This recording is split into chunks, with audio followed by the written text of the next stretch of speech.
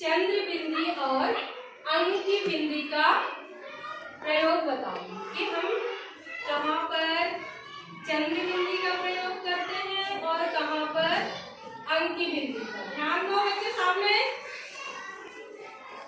सीखने वाली चीज है, इधर उधर ध्यान मत दो। तो जहां पर भी मात्रा ऊपर नहीं लगती है, किसी भी अक्षर में अगर मात्रा ऊपर नहीं लगती है तो वहां पर चंद्र बिंदी का प्रयोग किया जाता है। जैसे यहाँ पे है अ, आ, इक, ई, उ। अब ये इसमें नहीं आएगा क्योंकि ये इसमें भी नहीं आएगा क्योंकि ये ऊपर मात्रा आ जाती है। ये आ और उ,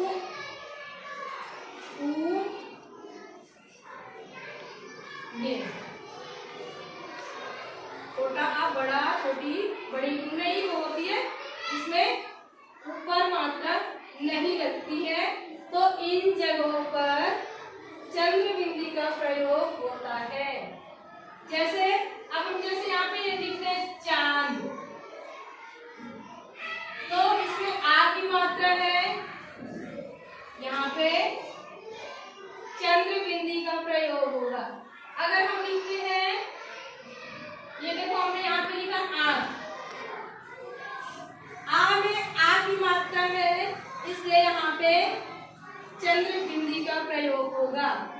अगर हम अब ये छोटा ऊ बड़ा ऊ की मात्रा इस तरीके से लगती है, नीचे लगती है, तो अब जैसे हम लिख रहे हैं यहाँ पे ऊंच, तो यहाँ पर क्या है, ऊपर चंद्र बिंदी। अगर हम लिखते हैं कुआं, तो यहाँ पे कहाँ पे आएगा, आगे पीछे, हाँ पीछे, कुआं है ना। तो जहां पर भी आ की मात्रा ऊ की मात्रा लगती है वहां पर चंद्र बिंदी का प्रयोग होता है, और जहां पर ऊपर बड़ी ई की मात्रा, छोटी ई की मात्रा, ए, ओ, औ, ये जो मात्राएं लगती है इनमें अंकी बिंदी का प्रयोग होता है। अब हम जैसे यहाँ पे बता रहे हैं, जैसे हमने वंदना का नाम लिया, वंदना, तो हमको ये कैसे पता चलेगा कि यहाँ पे जो अंकी बिंदी है वो किसकी आवाज निकाल रही है।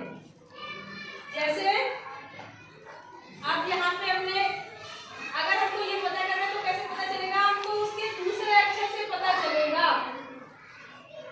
यहाँ पे दा से हमको पता चलेगा कि हमारा दा कौन से वर्ग में है। का उमा में नहीं है, जैसे ज्यादा इया में नहीं है, टाटा डाडा गा में नहीं है, ता था दा ता वर्ग में है। मतलब हमारा जो वंदना में जो अंकी बिंदी लगी है वो ना की आवाज निकाल रहा है, वंदना वंदना। आया समझ में? नहीं आया, अगले से पता चलेगा। जैसे हम नाम लेते हैं संजना का, संजना। अब हमको कैसे पता चलेगा ये जो संजना में जो अंकी बिंदी है वो किसकी आवाज निकाल रही है? कैसे पता चलेगा? जा कौन से वर्ग में है? चा, छा, चा वर्ग में, चा वर्ग में है। तो ये जो जा से हमको पता चल रहा है, ये संजना में जो अंकी बिंदी है वो या की आवाज। मतलब जब हम संस्कृत में लिखेंगे तो इसको इस तरीके से लिखेंगे, शुद्ध। मतलब ये जो इया है, ये संजना में अंकी बिंदी है वो इया की आवाज निकाल रहा है ना। अब हम अगर हम यहाँ करते हैं, ये देखो, अगर हम चंचल कहेंगे तब भी इया की आवाज आएगी। अब ये,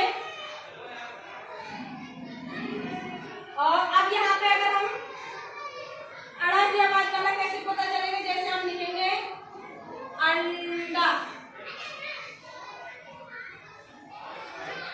अब हम देखेंगे यहाँ पे डा कौन से वर्ग में है, डा ठा डा टा वर्ग में है, मतलब ये जो अंडा है वो अड़ा की आवाज निकालेगा।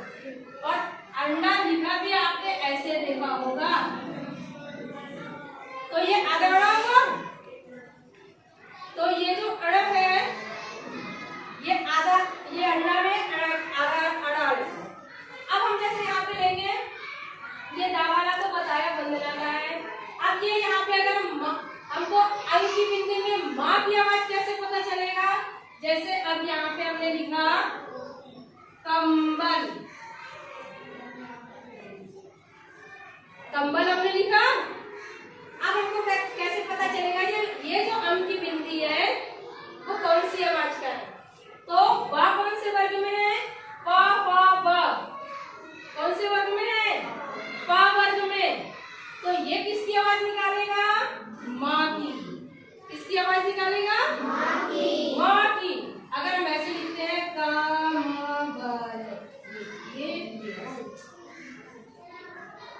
आप पता चल गया तुमको कि अंग की बिंदी कहाँ पे प्रयोग होगा और चंद्र बिंदी कहाँ पे प्रयोग होगा, और जो अंग की बिंदी का उच्चारण क्या है, समझ में आ गया। एक बार और बता देंगे, एकदम आ जाएगा। ठीक है, तो इसे थोड़ा सा लिख लेंगे, कुछ कुछ लिख लेंगे, ख्याल रहेगा।